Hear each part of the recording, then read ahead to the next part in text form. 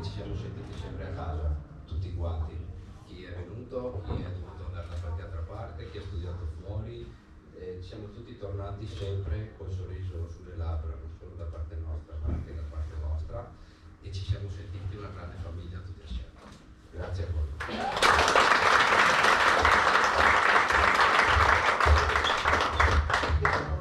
Presidente del CONI Veneto, dottor Poggio. Grazie.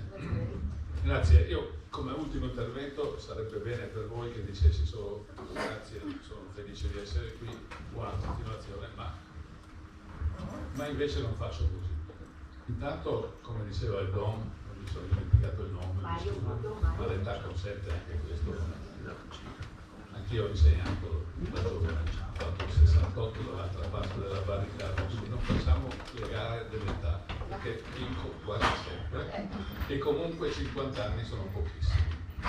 Mi ricordo che poi il CONI è la casa di tutti, di tutto lo sport, compreso il Panathlon, che fa parte delle associazioni benemerite, poi ci sono le discipline associate, poi ci sono i 10 di promozione e ci sono le federazioni, che sono il core business. Comunque, come dico sempre, io uomo di sport dovrei dire quanto è bello fare sport, quanto è importante, che è la terapia educativa insieme alla sua famiglia, alla scuola, che insegna i valori, il rispetto, l'architrave che dovrebbe essere, che sostiene tutta la società, ma che sostiene lo sport, che è il rispetto delle regole. Ma lo fanno benissimo, e mi scuso con i rappresentanti, i giovani, io ero giovane fino a 60 anni, quindi non offendetevi il delegato dello sport della città metropolitana, o sbaglio, perché il vice sindaco assessore è lo stesso senatore onorevole, insomma, Speranzon. Ormai le istituzioni, i rappresentanti delle istituzioni parlano così bene dello sport che non occorre più che lo facciamo noi uomini di sport. Già fatto, dato per fatto. Allora cosa faccio qui? Provo a rispondere in modo brevissimo, se riesco, alla domanda che mi fanno sempre: ma il CONI cosa fa per me? L'hanno fatta in una trasmissione TV e siccome sono vecchio ma ancora reattivo, ho mangiato quello che me l'ha fatta, mi sono pentito perché bisogna rispondere con calma. Facciamo molto, per esempio voi esistete perché il CONI vi certifica, altrimenti non fareste parte della famiglia dello sport, ma questa è solo burocrazia.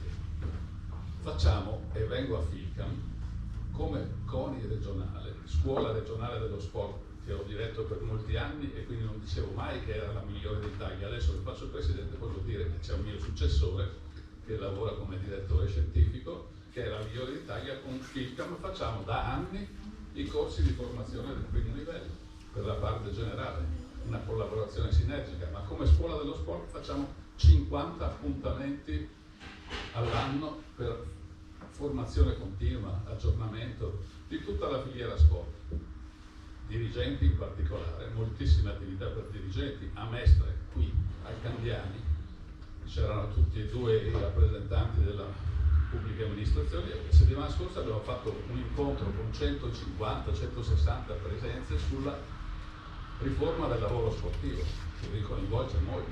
L'abbiamo fatta in 2 province l'anno scorso, 5 quest'anno, un servizio, insieme a tutta l'altra parte che facciamo. Quindi l'invito che faccio è: andate sul sito della scuola, del CONI regionale, e troverete tante risposte, anche economiche. E qui chiudo, perché ieri, interloquendo con la vicepresidente della regione Veneto, mi ha detto: ma tu Dino parli male della regione? No, non parlo male della regione Veneto come istituzione. Dico solo che è la regione d'Italia che dà meno sostegno allo sport in Italia, in assoluto. È un dato, ho risposto alla signora, adesso possiamo stare come si chiama, ho detto è la regione che dà meno soldi allo sport, dà 800.000 euro allo sport. Il CONI Veneto, che tu ti dici che non dà niente, dà 2 milioni allo sport. E allora cercate di...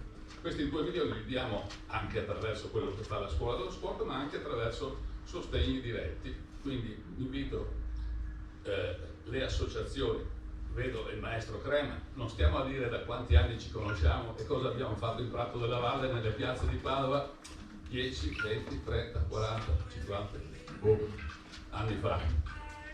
Comunque grazie, complimenti a voi. Non ho portato niente perché, e mi scuso, ma porterò, verrete voi quando facciamo le feste. Ecco, poi è importante avere memoria, chiudo con questo, è importante ricordare gli anniversari, le persone che ci sono state, perché onorare chi ha onorato lo sport è un dovere, perché guardare indietro ci insegna la strada giusta per il futuro. Complimenti.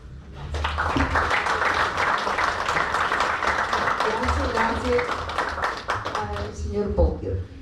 Terremo presente questa cosa di farci sentire un po' di più Erconi, ecco, per non battere cassa. Dai, a parte gli scherzi, non so, io per la mia prima più o meno conferenza stampa, le prossime saranno migliori, non lo so perché va bene. Adesso Silvia, voleva dire qualcosa? No. Abbiamo cercato di spegnerti ma non ce l'abbiamo fatta, abbiamo provato a rubarti il microfono, neanche quello ha funzionato. Ovviamente ci tenevo anch'io a ringraziarvi personalmente per essere qui. Prima abbiamo visto Don Mario che ha parlato dei nostri trascorsi. Don Mario mi ha anche battezzata, per cui rendiamoci conto del rapporto che c'è.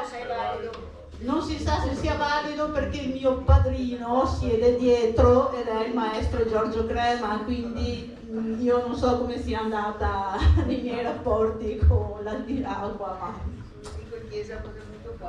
ecco, quindi anche per me è un grande piacere rivedere queste persone che in realtà nella quotidianità, nella vita di questi tempi non riesco mai a vedere.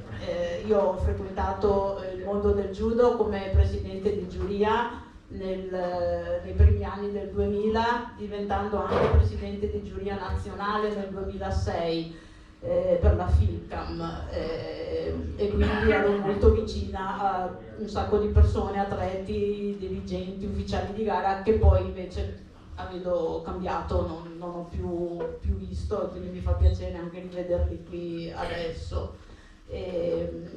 Però questo volevo dire, è vero, Judo Kwai si chiama Judo Kwai, come simpaticamente anche noi ci diciamo sempre in palestra, ma non ha solo il judo come attività sportive.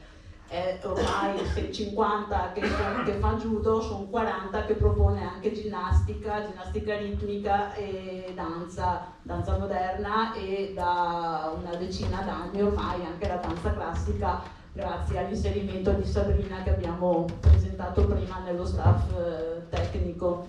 Quindi abbiamo un range abbastanza variegato di discipline sportive.